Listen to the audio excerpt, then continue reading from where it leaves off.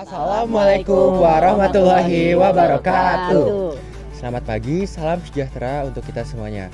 Kami dari ISH 35 akan menampilkan dan mempresentasikan hasil dari proposal penelitian kami. Sebelum dari itu, kami akan memperkenalkan diri. Saya Ahmad Fauzina Bilia sebagai ketua dari ISH 35. Saya Mauza Aulia dari ISH 35. Saya Patricia Redisma dari ISH 35. Saya Muhammad Hilmi Haider dari ISH 35. Saya Rizky Wijaya Kusuma dari ISH 35. Selamat menyaksikan. Dalam proses pembelajaran, di sekolah, di luar sekolah, maupun di mana saja tempat kita bisa menimba ilmu, diperlukan suatu strategi agar bisa mendapatkan hasil yang maksimal dan mencapai sebuah titik kepuasan dalam penerimaan ilmu itu sendiri. Strategi dalam pembelajaran sangatlah penting dimiliki oleh seluruh penimba ilmu di dunia ini. Karena kerap kali jika tidak memakai strategi dalam pembelajaran, hal ini bisa menyebabkan dampak negatif, seperti kepemahaman terhadap materi berkurang, tidak bisa mengerjakan tugas dari materi yang diberikan, serta bisa saja menimbulkan kecemasan karena pembelajarannya yang kurang efisien.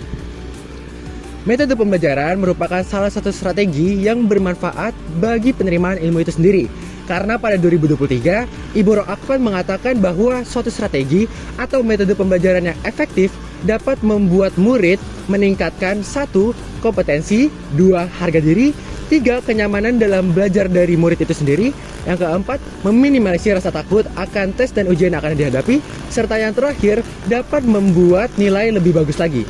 Tetapi, berdasar kepada survei yang dilakukan oleh Program for International Student Assessment yang dirilis oleh Organization for Economic Cooperation and Development menunjukkan bahwa Indonesia mendapati urutan 62 dari 70 negara dalam hal literasi. Dalam hal ini berarti Indonesia masuk ke dalam 10 besar negara yang kekurangan literasi. Maka dari itu penelitian ini akan memfokuskan penerapan Feynman Technique sebagai sebuah metode pembelajaran. Feynman Technique adalah metode belajar yang dibuat dengan tujuan menyederhanakan konsep-konsep pembelajaran yang kompleks. Alih-alih menghabiskan membaca dan menulis dengan banyak, Feynman Technique ini menargetkan pengetahuan yang dimiliki lalu menjelaskan kembali dengan cara yang lebih sederhana. Langkah-langkah yang dilakukan dalam melakukan Feynman Technique adalah 1. Menentukan dan mulai mempelajari topik yang ingin dipelajari. 2. Mulai menjelaskan topik tersebut seperti mengajarkan seorang anak kecil. 3. Mengidentifikasi area-area yang masih perlu diperbaiki. 4. Perbaiki dan tingkatkan penjelasan yang perlu dipelajari. 5. Ulangi langkah-langkah tersebut agar topik dapat dikuasai.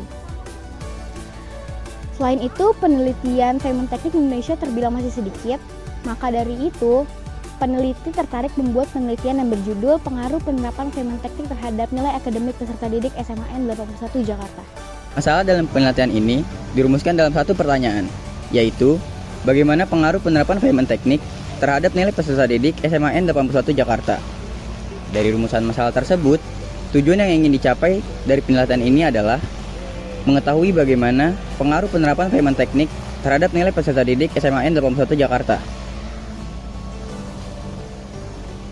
Penelitian ini berlangsung selama 6 minggu di SMAN 81 Jakarta dengan bantuan WhatsApp dan juga Google Forms.